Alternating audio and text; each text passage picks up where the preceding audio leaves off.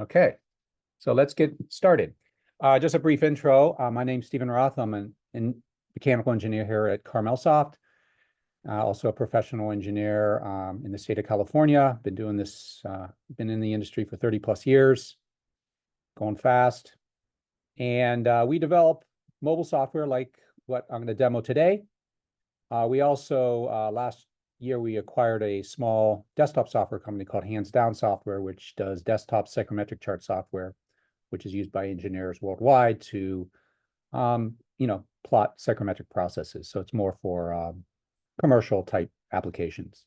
Today, this application, what we're going to be demoing is the HVAC ResLoad-J mobile app. It's an app that works solely on the Apple iPad, and it is used to calculate peak cooling and heating loads for residential and small commercial facilities. And this app is best suited to be used out in the field, since you can easily take your iPad out there and do a quick load calc, create the reports, email them to your client or to yourself or to the local municipality to get a permit. So I'll be demoing this app, the entire application, for the next hour or so. And like I said, feel free to ask questions at any time about any of the features. All right, so let's get started. So as I mentioned, this is the HVAC ResLoad-J app. It is based on ACCA's Manual J8. It is approved by them. This app's actually been out for almost 13 years now, since 2012, and it's been approved since then. So it is one of just a couple of mobile apps out there that is approved by ACCA. And like I said, it's really best suited to be used out in the field and to do your load calcs, at the home, at the small commercial facility, and create those reports. So what you're seeing here is actually my MacBook screen, and I'm running the app as in what's called an emulator. So it really allows me to do demos like this. So what you see here is what you will exactly see on your iPad. In fact, if you do have a MacBook, you can run this app on your MacBook if you have what's called an M1 or M2 chip, which is the native Apple chips. So it's kind of neat now. All of the mobile apps that run on your iPhone and iPad can now run on the latest MacBooks. So indeed, if you do have a MacBook, you could run this app on that too.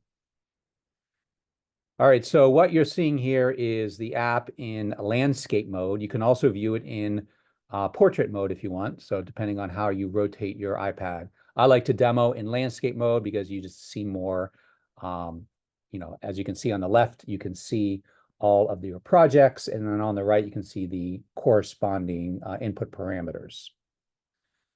All right, so on the left are your projects. These are some sample demo projects that come with the app. And the way you can add a project is pretty easy here. Just click the plus button. And what you can do, type in the name of a new project, click save, and it will create a new project template or a new project based on the default template, which is viewed here.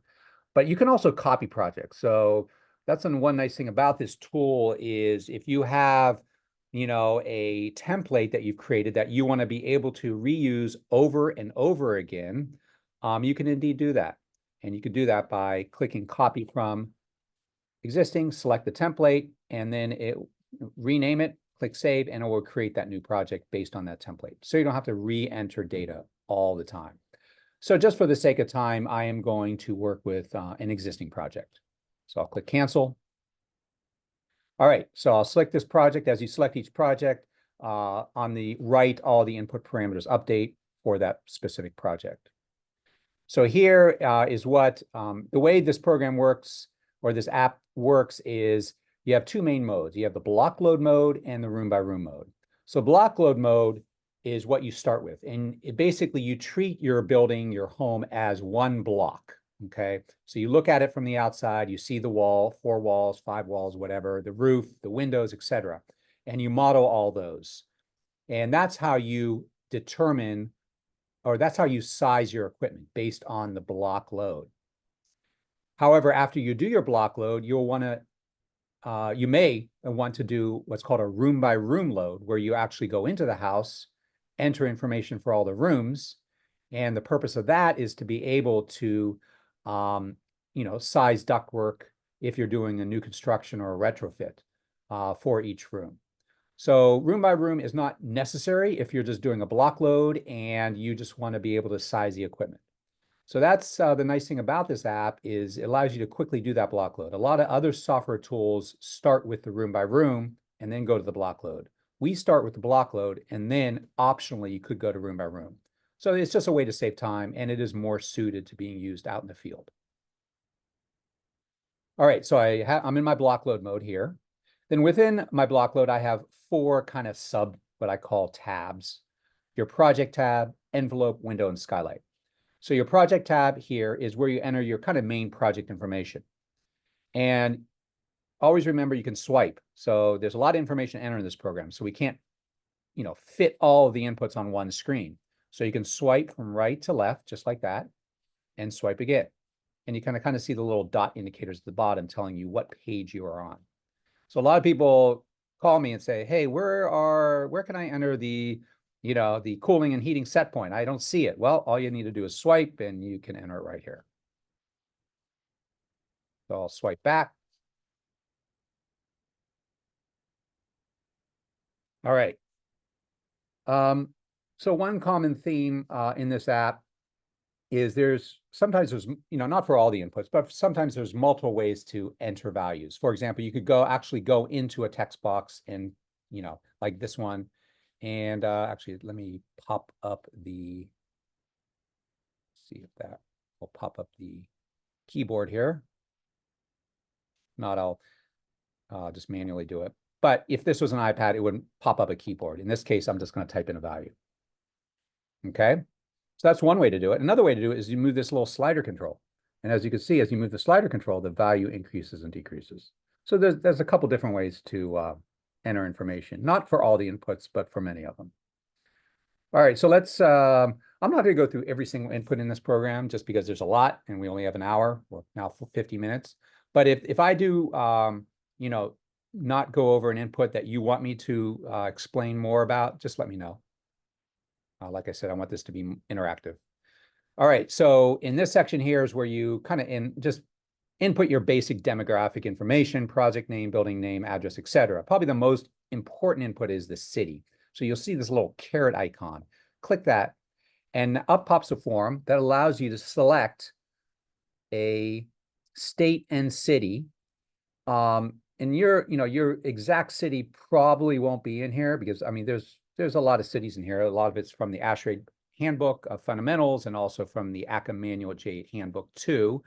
But you try to get the city that's closest to where you're located, because really what you want to do is, you want to make sure to get the best approximate elevation, your summer dry bulb and coincidental wet bulb temperature, and your winter dry bulb.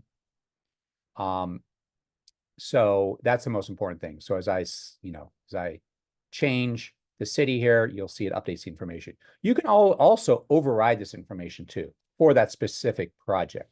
So if you really want the summer dry bulb to be 98 degrees, just go in here and change it to 98 and make sure to click done. And it will apply that weather information to this project. And obviously it's important.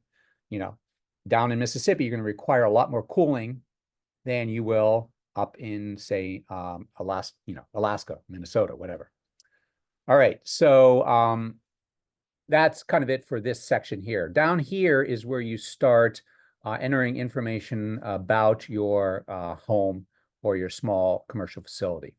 So here is where you enter your total floor area. And actually, what I'm going to do here is I'm going to delete this value, and I want to just show you something. Oh, is that? That should be, let me try this.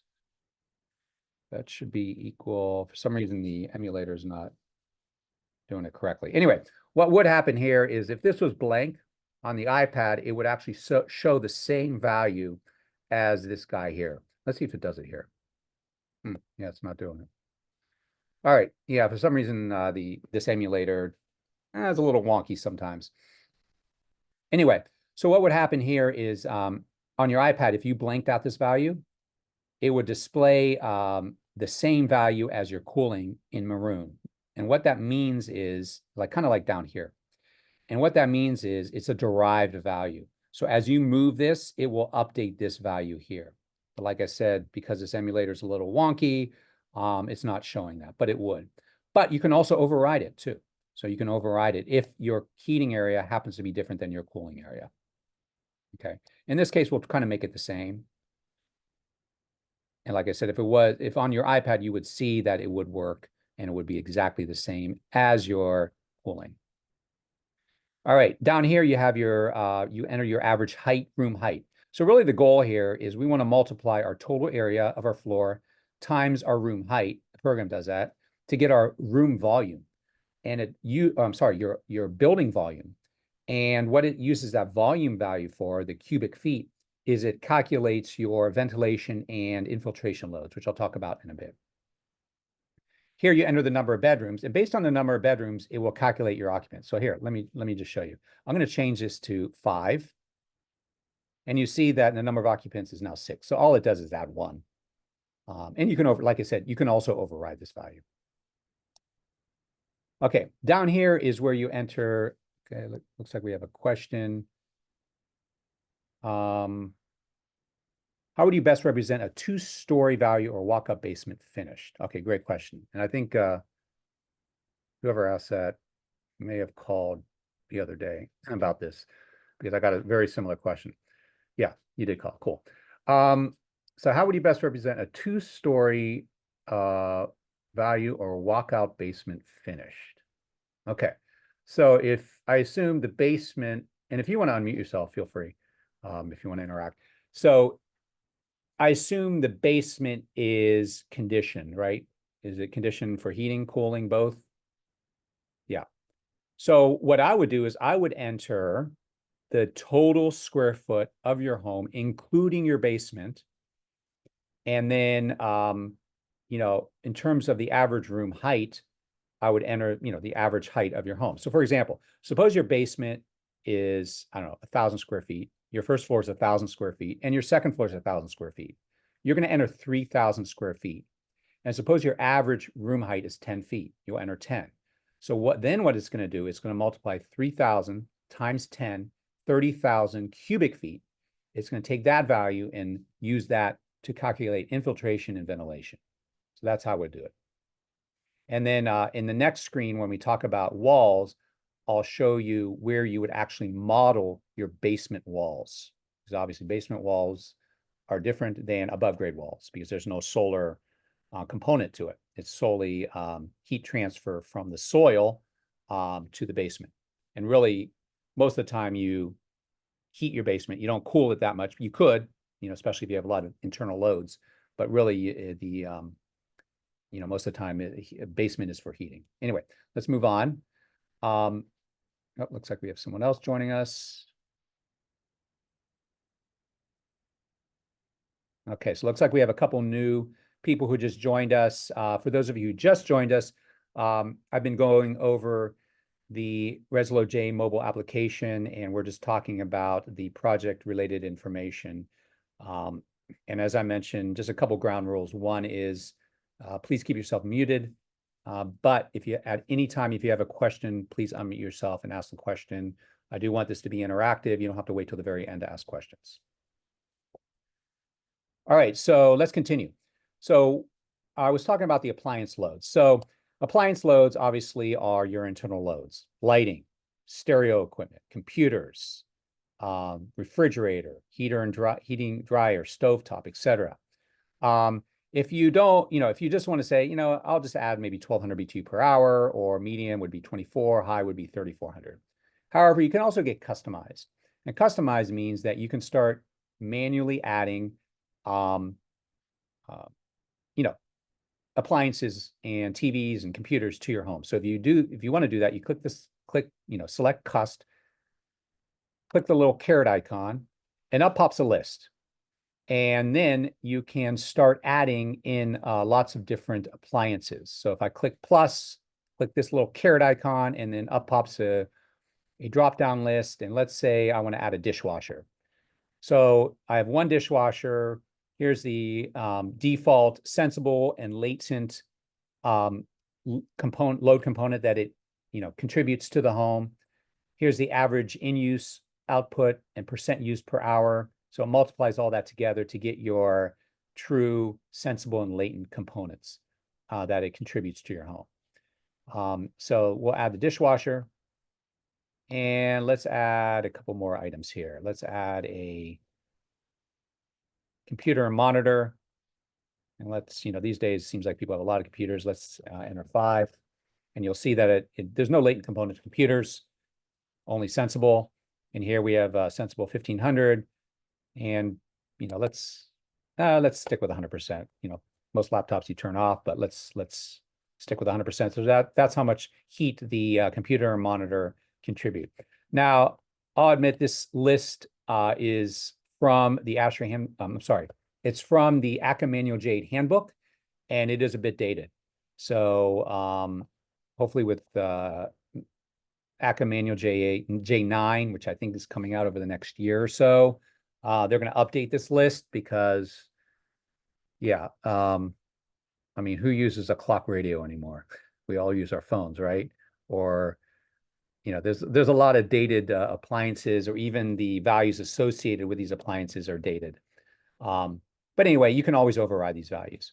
So you can see now I have an entire list of different appliances that I've added. I click done, and now this is the total BTU per hour, including sensible and latent loads, that all my appliances contribute to my home.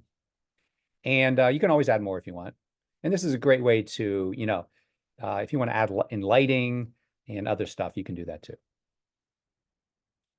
All right, so I've talked about this section here. Now on the right here is kind of gives you some nice feedback on what your loads are at this very time. And so this is a pie chart, obviously, and it shows you a breakdown of your loads. It shows you your total loads and your total airflow. And this is for cooling. Here's for heating. And here's the AED curve, which we don't see here, but if we click the calculator, it'll plot it. So what's an AED curve? It's called adequate excursion diversity. Quite a mouthful. And basically what it does is it kind of plots your load throughout the day. And the thing is, if the peak of this curve here goes above this orangish yellow line, I think it's orange line, that means that you probably need a variable air volume system in your home. That means there's a lot of diversity in your home, meaning that you'll probably need a VAV system. If it's below this orange line, then you're okay with a constant volume system. And this was required for us. We had to put this into the program to get approved by ACCA, because it's really important to ACCA to be able to provide this feedback to the end user. All right, let's move on to the next screen. All right, so now we can enter our set point, cooling, heating, indoor relative humidity. And just, a cool thing about these slider controls is, it'll increase the values, and it kind of shows you can see the pie chart on the right here, and how, you get instant feedback of how changing your set point affects your cooling load. And then if we switch to heating, changing my heating set point.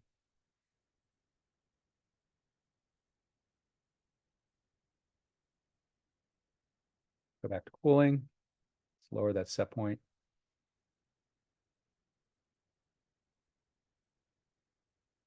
(71). Relative humidity, most of the time will be 50%. Now this is our cooling supply air temp. So this is the temperature off of the cooling coil. So most of the time it's 55 degrees. However, you may want to change that. We get a lot of calls saying, hey, my CFM doesn't look right. It looks too high, too low, whatever, compared to my total tonnage. And the reason is, if your CFM is calculated according to obviously your total load, but also your temperature difference. And that's the temperature difference between your set point and your supply air temperature. So if you change this value, it will change your CFM. So let me change this down to 50. And look at the CFM. It goes from 2470 to 2247 to now 1700. So see how lowering the supply air temperature drastically lowers your CFM. And really, this is a reasonable temperature here, 50 degrees. So, I always tell people, why don't you change your cooling supply air temperature if you think your CFM isn't in line, with the cut sheets for that Carrier 5-ton or 3.5-ton. So I'm going to change it back to 55. Heating supply air temperature, I don't even know if this is really, I see, still your CFM for your heating is going to be the same as your cooling because you're using a package system. So the heating supply air temperature I don't think affects much. Let me change it, see if it does. Yeah, it doesn't really affect. I would ignore this input for now. Then heat recovery, if your SCR, if you have a small heat recovery unit in your furnace, you can enter the efficiency here, and it will update your loads. All right, so system additional inputs, construction tightness. Click this, and you get a pop-up that goes from tight to loose, and this is basically, if you have a really old home built back in the 50s, 60s, you still have those single pane windows, and you've done no type of weatherproofing at all, that's a pretty loose home, meaning that there's going to be a lot of leakage, air leakage. If you have a new home with triple pane windows, lots of weather strip and weatherization, it'll be more of a tight construction, and obviously that would mean a lot less infiltration. If you're unsure, I would just stick with average. But this basically affects your infiltration calculations. So cooling infiltration method. If I click this, all right, so we have basically the way ACCA does it is there's 3 different methods for infiltration. So, as you probably all know, infiltration means air that is leaking into your home, and it's really prevalent in the winter since technically the winds pick up, and because the pressure is higher outside your home than inside your home, that air is going to come into your home. So you need to account for that because that is unconditioned air that is entering your home. So in the summer, obviously, you would need to cool it. In the winter, you'll need to heat it. So there's a couple different methods to calculate how much air is entering your home. There's the first method, Manual J air change per hour method, the blower door method, and the direct entry method. I'm just going to touch upon the first and the third. The second one is not widely used and is quite complicated. If you really want to learn more about it, I would suggest buying the ACCA Manual J8 handbook, and they have a whole chapter on it, or a whole section. All right, so the Manual J air change per hour method, I'll select that, and these are the input parameters. Exposure options. So basically, you're going to select the number of exposures and the number of stories that your home has. And then that average construction tightness, which is what you selected before. So based upon these 2 input parameters and your construction tightness, it will automatically calculate your air changes per hour. And then if you remember when we talked about calculating that volume based on your total square footage times your average room height, well, this is where that CFM value is. So this is basically your calculated infiltration CFM, 71. And then what the program will do is calculate, the cooling and heating loads due to that infiltrated air. And it can be quite significant. In this case, as you can see here, it's about a, quarter of a ton. All right, so the third method is the direct entry method. And this just allows you to directly enter the number of air changes. So if you happen to know how many air changes you have going through your home, you can manually enter that here. So that's the direct entry method. So let's go back to the ACCA method here. And then I'm going to click done. And then you can also do it for heating. So for heating, it's a little different. You still have the same exposure input, but in this case, because it's in winter, you also want to tell the program how many fireplaces you have. Because of stack effect and all that, theoretically, some of that air, could, be blown down into your fireplace, and that could also be considered infiltration in many ways. So you would enter the number of fireplaces and the average, construction tightness of your fireplace. And once again, for winter, it will calculate air changes per hour, your total CFM, and then calculate the heating load for that air, unconditioned air. All right, this fourth input, we'll just ignore for now. It's not being used. Blower heat gain, all that does is adds I think 1,200 BTU per hour to your blower load. So If you don't have a blower, click no. If you do, click yes. You can see it kind of just changes the load by very little, by 0.2 tons. All right, ventilation rate. So, if your home has, if you have a furnace in your basement and it's bringing in some outside air for ventilation purposes, you'll want to deal with this input. In other words, you can have the program manually calculate the ventilation rate, and it uses a bunch of different parameters, including your infiltration. Because if you think about it, if air is infiltrating into your home, but also you have ventilation coming in through your furnace, the program needs to know, the difference, because you don't want to have too much positive pressure in there. So the program will automatically calculate your ventilation rate based on a number of parameters, including your infiltration. And this is the calculated value. If you know for sure you're not bringing in outside air through your furnace, click the manual ventilation rate option and enter 0 for ventilation. So, but in this case, we've calculated it, and it's about, 3,000 BTU per hour. So it's about a quarter of a ton of cooling. So we'll leave it in. Oh, also exhaust. So if you have bathroom exhaust, you want to enter that because, with infiltration, with ventilation, you have air coming in. Obviously, with exhaust, you have air going out. So it does some calculations to really, determine, and it uses this exhaust airflow value to kind of help calculate that infiltration also, or the infiltration load. So if you do have some bathroom exhaust that's on, or even a kitchen exhaust, that's on for a relatively large amount of time, you'll want to enter, approximate CFM for that. All right, I'll skip this next input since it doesn't really affect much. The duct. So this is important. So, and we get a lot of questions about this because truthfully, ACCA does not make it intuitive and easy to kind of model this. I mean, this is not a Manual D application. This is a Manual J application. A Manual D is a totally separate application that allows you to, model an entire duct system in your home. But what this allows you to do is model kind of the basics of your duct system in your home for the purposes of heating and cooling loss. Because if you think about it, suppose you have duct running in your attic. Your attic is not insulated. And your ductwork is also not insulated. So if you have that, say, warm air in the winter, you have that warm air flowing through your duct in your attic that is cold because it's winter out. What's going to happen is some of that, hot air that warm air that's flowing through your duct will obviously be cooled down a bit. So we need to account for that because that is a loss. The opposite is true in the summer. If you have an unconditioned attic, and you have cool air, but that attic is 9,500 degrees, that air obviously will be warmed up. So we do need to account for that. So you can add as many kind of duct systems as you want in your home. I would keep it simple. Most cases, just add one. So I'm going to select supply air duct. I'm going to do select the supply option first. My duct location. So you can select, duct in your attic, as I mentioned before, crawl space, unconditioned basement, riser, whatever. Let's say it's an unvented attic or attic knee wall. Here you select the supply duct system type, radial or trunk and branch. Let's try trunk and branch. Duct configuration, single story, 2-story, 1 trunk, 2-story, 1 trunk small, 2-story, 2 trunk. Let's do 2-story, 1 trunk.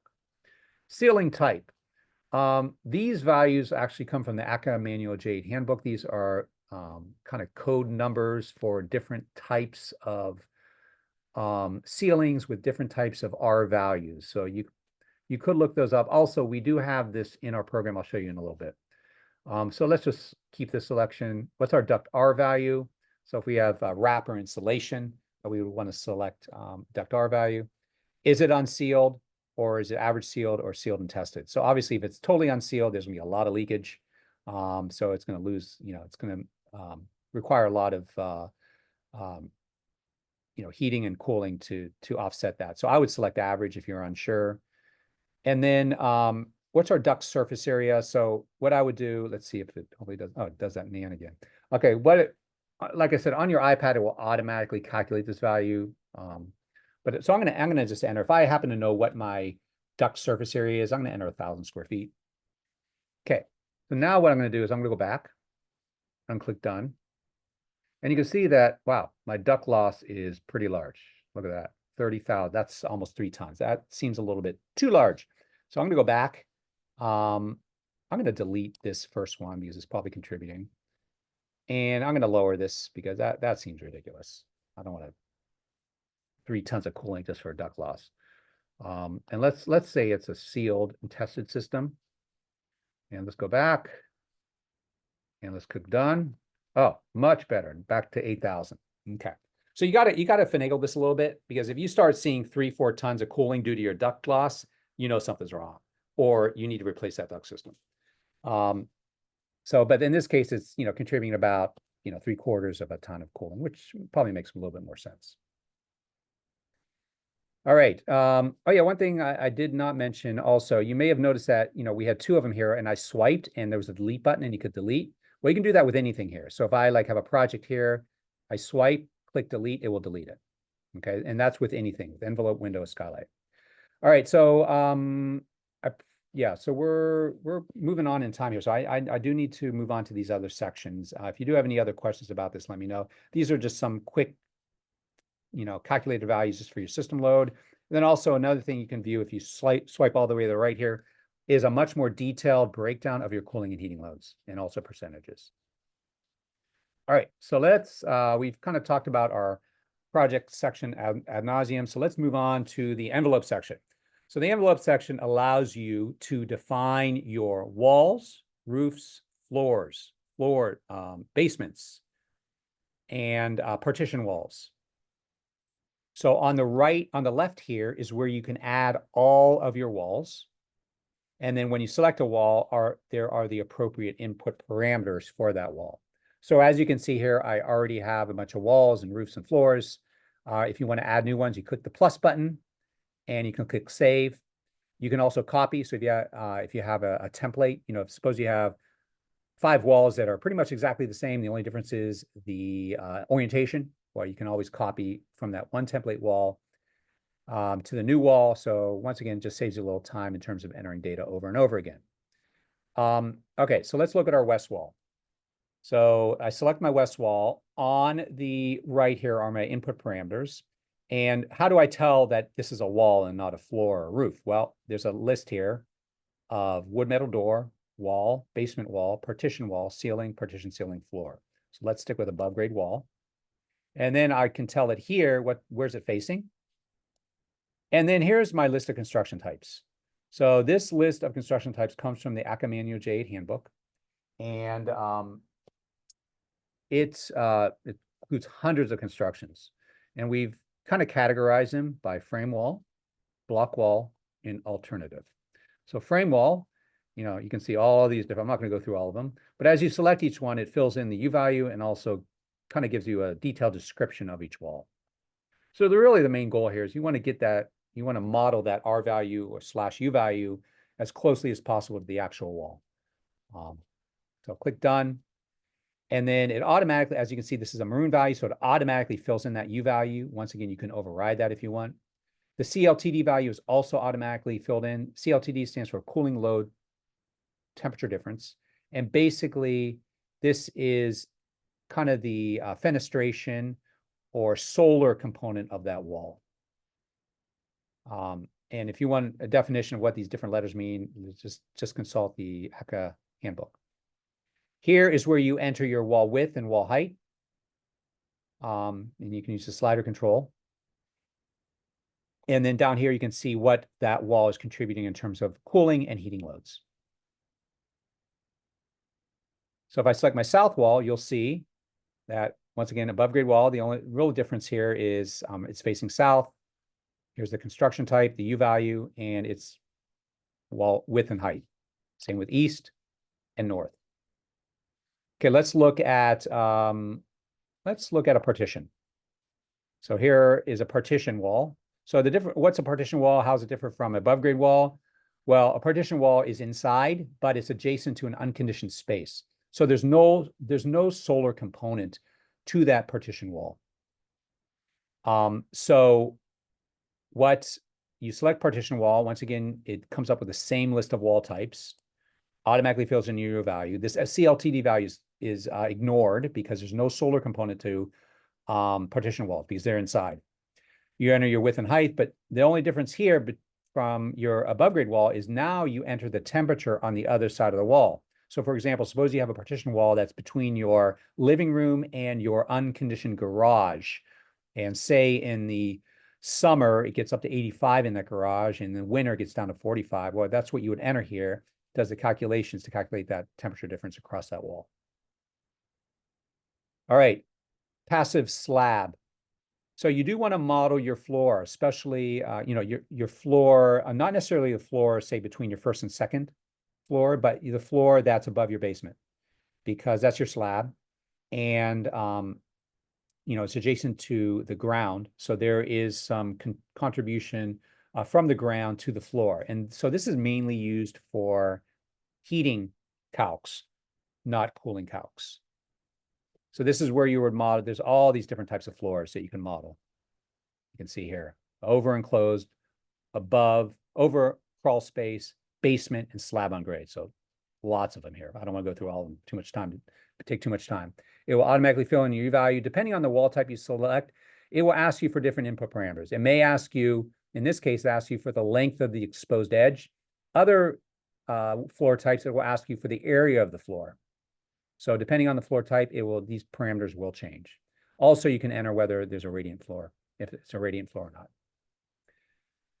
Okay, our ceiling or our attic. So in this case, I'm going to, this is my ceiling, but my ceiling is, let's assume that this is a misnomer here. Let me change this to, like a vaulted ceiling. Okay, so suppose I have a ceiling that's a vaulted ceiling. It's faced northeast. Let me fill in a construction type. So once again, all the construction types come from ACCA Manual J8 handbook. Let's say roof deck, ceiling on exposed beams. Click done. It fills in my U value. I can enter my ceiling length and width and also the slope of that ceiling. So I may have one ceiling that's faced northeast, and the other part of the ceiling may be faced the opposite, southeast, or would it be southwest? No, southwest. So you'd want to enter one for each, and it would model that vaulted ceiling. But you can also model a ceiling that's below an attic, and you can do that too. So there's different ways to model ceilings depending upon what it is. Front door, you would select wood metal door. You would attach that door to one of these walls, which you previously defined, because it's important to know what direction that door is facing. Plus, it will subtract out the area of the door from that wall. The construction type of the door, and then enter your width and height.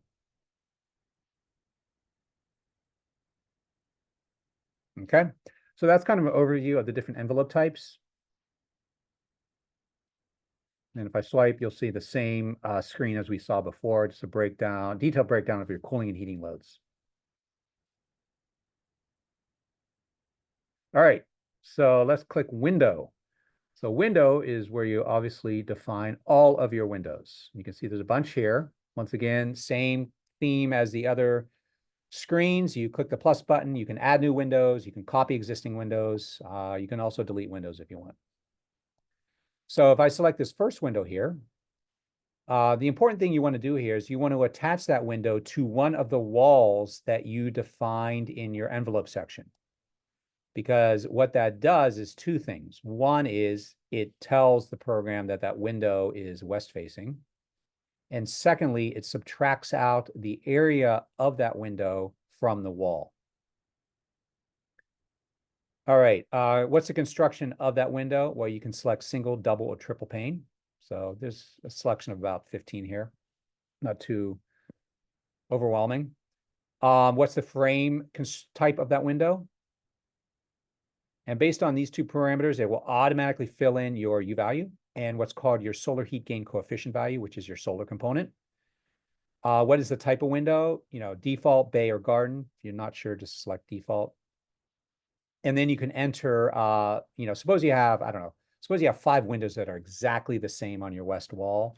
Well, you can always enter the area of one of those windows and then enter 5 as your quantity. So all it does here is multiply this number by this number.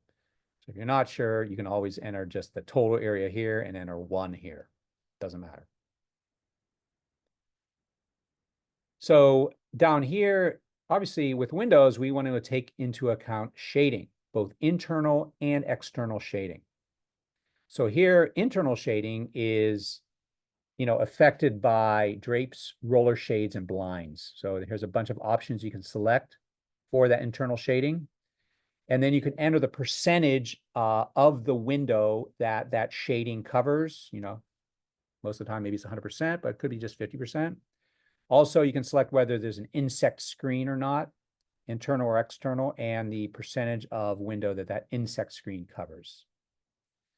Down here is you can model a sunscreen, a window glass door sunscreen. If you don't have one, just select no sunscreen. If you do have one, select like light screen. It will automatically fill in a coefficient, and then you can enter the percentage of the window that sunscreen encompasses or covers.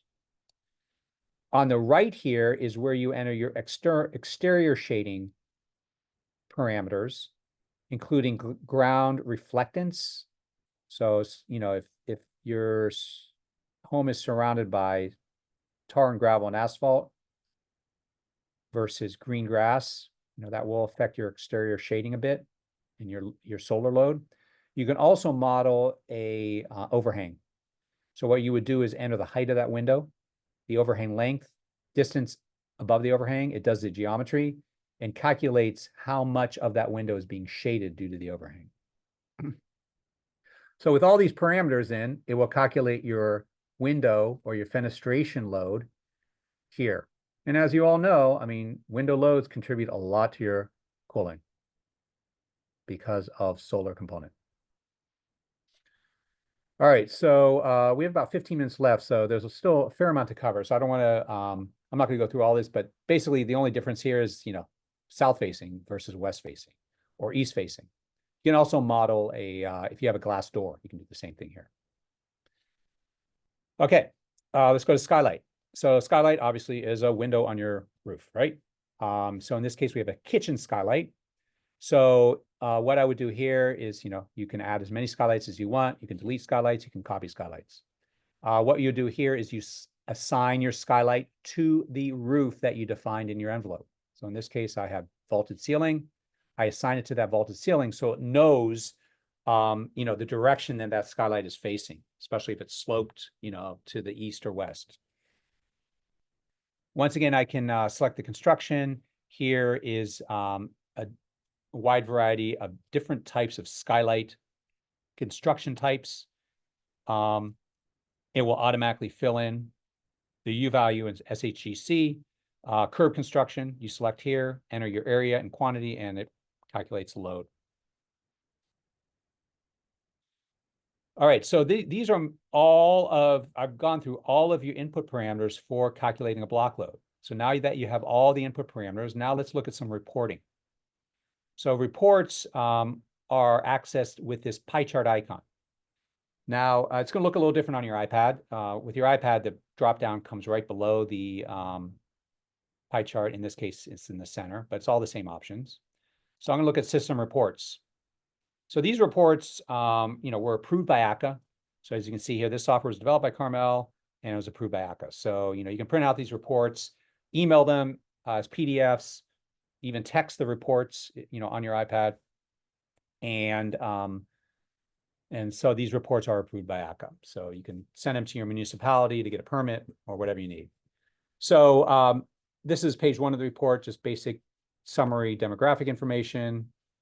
This is checksum. So these are kind of like rule of thumb type, total infiltration air changes per hour, total airflow, cooling airflow per load, cooling area load. So it kind of gives you a summary of your totals plus a bunch of kind of rule of thumb or various calculated values. Swipe to the right again. Here's a checksum for heating. Swipe to the right again. Here's my breakdown of all my cooling components and percentages. Heating components. This is my room by room, which I'm going to show you next. Here's my pie charts. Kind of cool. That was for cooling. This is for heating. And finally, here's my AED curve, which some people may or may not require. So as I mentioned, you remember, if the peak of that AED curve goes above this orangish line, that means you probably have too much diversity and you need a VAV system. All right, so that's it for the system reports. There's room reports, which I'll show you after I show you the room by room section. Input reports, this is a relatively new reporting section we added in the past year, and this allows you to view all of your inputs. So what we saw before with the reports was only the outputs of the calculated results.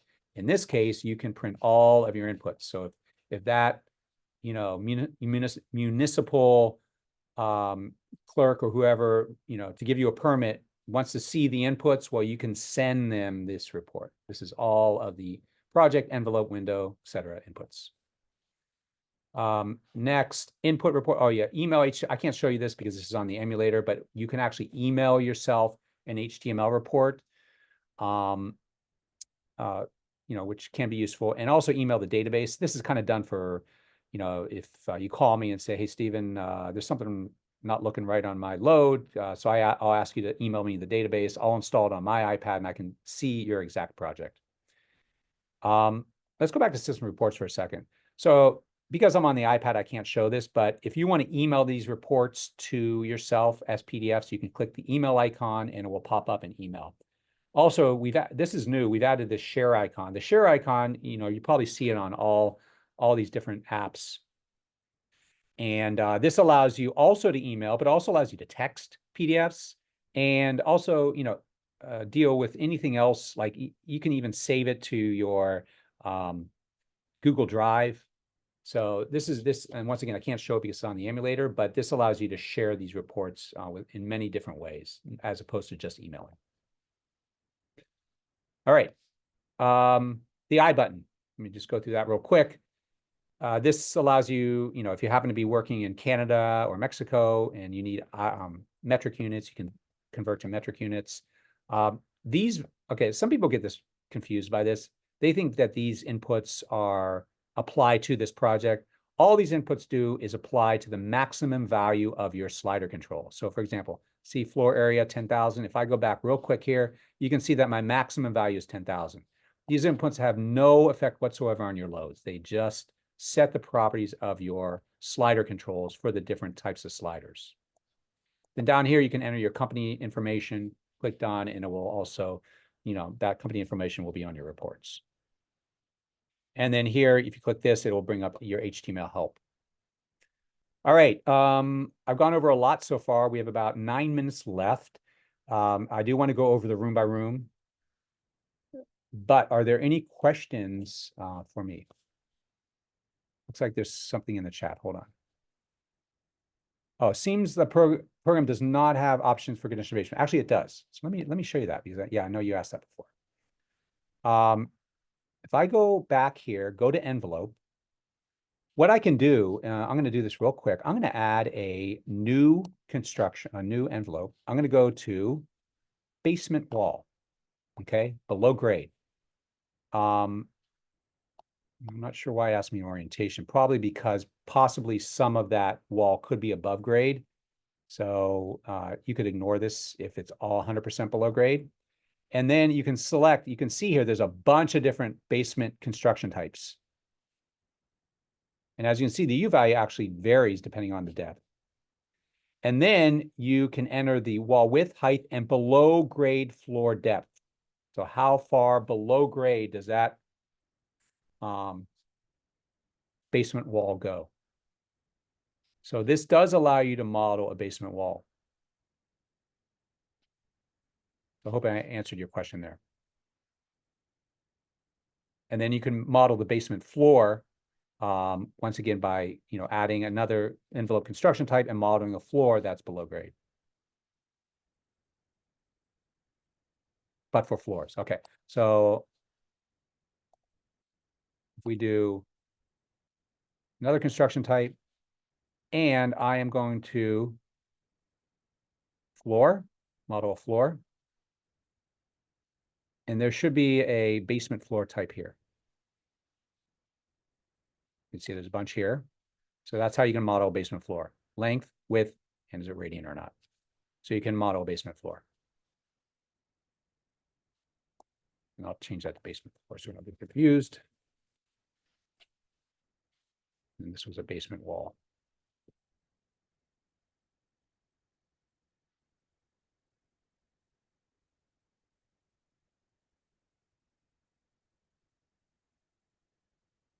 Okay. All right.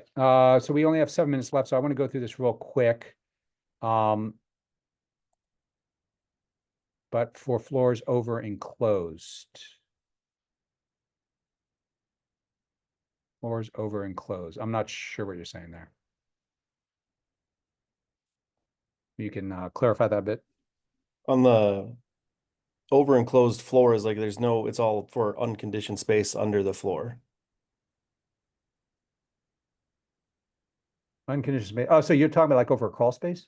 Like, well, not over a crawl space, like over a condition. Like, so you have a conditioned basement as one floor. Do you like that floor that's above it? Do you just not account for it? Oh, you ignore it because you're conditioned both below and above it. So you just ignore that floor altogether. You don't have to enter that as a value. Yeah. Okay. Yeah. I mean, if that floor happens to be adjacent to the ground, you may want to model it as a if we go back here and if we go to passive slab, you may want to model it as a concrete, let's see, slab on grade.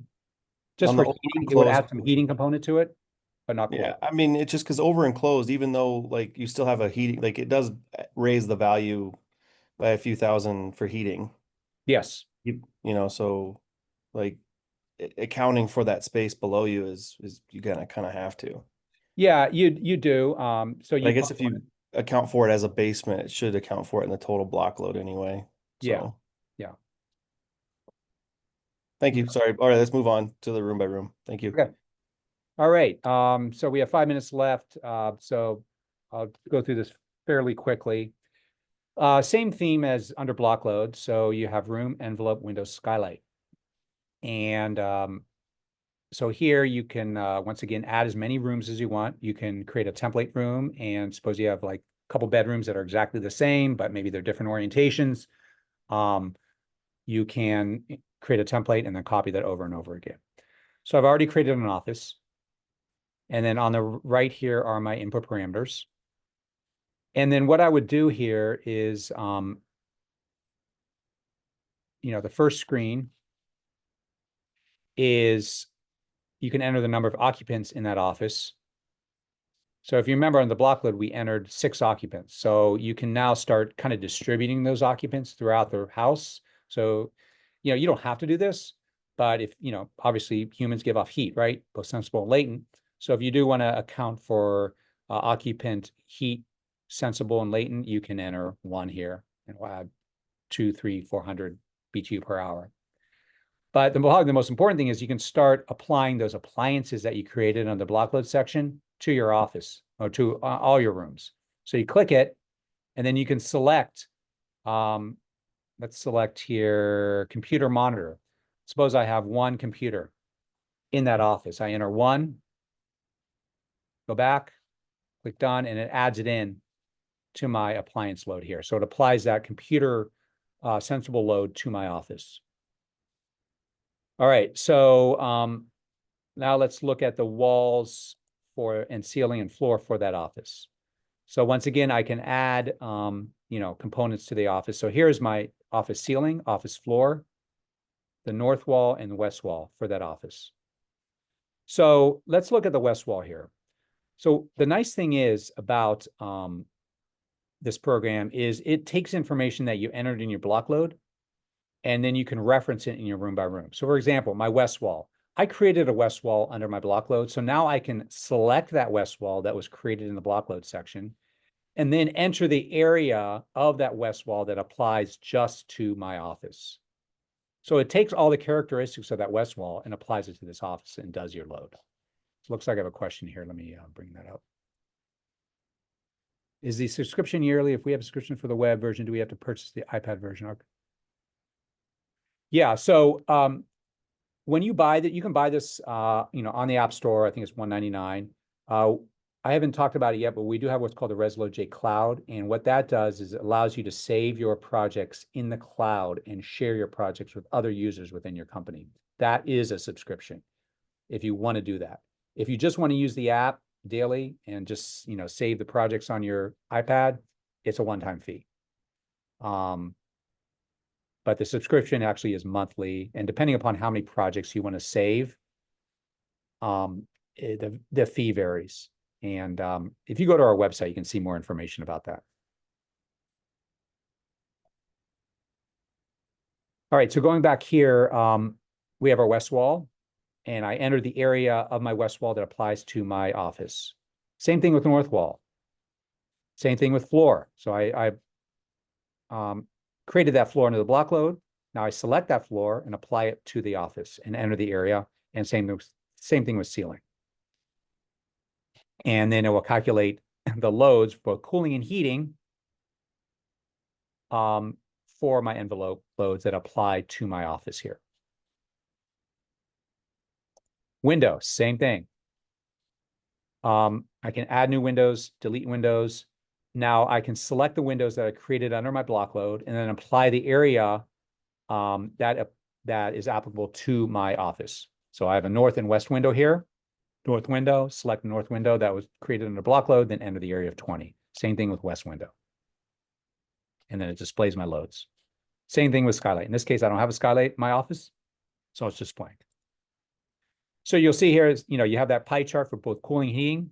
You also have your AED curve. So click the little calculator icon. And so what's cool about the AED curve for each of the rooms is it actually shows you where your peak load is for each room. So in this case, my peak load's happening around 5 p.m. in the afternoon for my office. For my bedroom, it's happening about the same time. Let's look at kitchen. Kitchen, yeah, it's happening actually in the morning. So probably that means that my windows are more east facing than west facing. So you can see that the AD curves actually vary for each of the rooms. So it kind of gives you an indication of when that peak load will occur. All right, so I've gone over the office, and then, same thing with the other rooms. You just create as many rooms as you want. You apply all, the envelopes and the windows and the skylights that you created under your block load to each of the individual rooms. So when you're done entering all your information for all your rooms, now you can go to your report. Let's look at the room reports. And what it does is it lists all your different rooms. Let's select office. Here's your room report, summary. Here's the pie chart breakdown, and then your AED curve. If you want to see a summary of all your rooms, remember with that system report option, if we scroll from right to left here, you'll see that it lists all of my rooms here, my peak cooling and heating loads and airflows. So this is a nice report summarizing all my individual rooms. So some people get confused and say, hey, how come the total of my room loads is not the same as my total block load? Well, it never will be. And if it is, it's a total coincidence. And the reason is, your block load, your peak load may occur at, say, 4 p.m. in the afternoon for your whole house. But meanwhile, for each of these individual rooms, the peak loads are going to occur at different times of the day. So when you sum all of the peak loads of your rooms, it's most likely going to be greater than your block load. That's why you always size your equipment according to your block load and not according to your total of your room by room loads. Because if you do that, you'll oversize your equipment.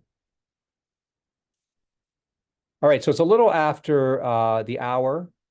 So I've gone through pretty much the entire program. And are there any questions that you have before we log off?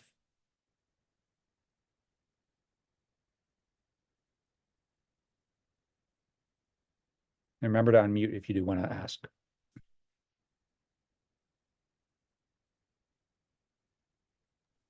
Okay. No, I have a quick question. Sure. The AED curve for the office was above the limit. So would that mean you would need additional cooling in that room? Yeah, that's a really good question. I saw that too. Let's go back there. It's not like, yeah. So, I mean, the main EAD curve that was required by ACCA was the one for your block load, because it basically said, if this was above that line, you would need a VAV system for your entire home. The AED curve for each individual room, it doesn't mean that you need a VAV system for this particular room, because that doesn't really make sense, right? But what this does show you is your peak load, what time it's occurring for that particular room. So in terms of the feedback that you're getting from these AED curves, I would rely more on the feedback for your entire home in terms of telling you whether you would need a constant volume versus VAV system. Meanwhile, the AED curves for the individual rooms are merely just showing you when that peak load is occurring, in that particular room. And in this case, around 4 or 5 o'clock. Okay, perfect. Thank you. Yeah. All right. Any other questions? All right. Well, I will log off then. Thank you so much for attending. What I will do, like I said, is I'm going to eventually post this recording online, probably on YouTube, and I will email everyone a link to it so you can rewatch it, at any time. And also feel free to, call or email if you do have any questions. My email, pretty easy, sroth, SROTH @carmelsoft.com. Feel free to email at any time if you do have questions while you're using the app. But thank you very much and have a great rest of your day.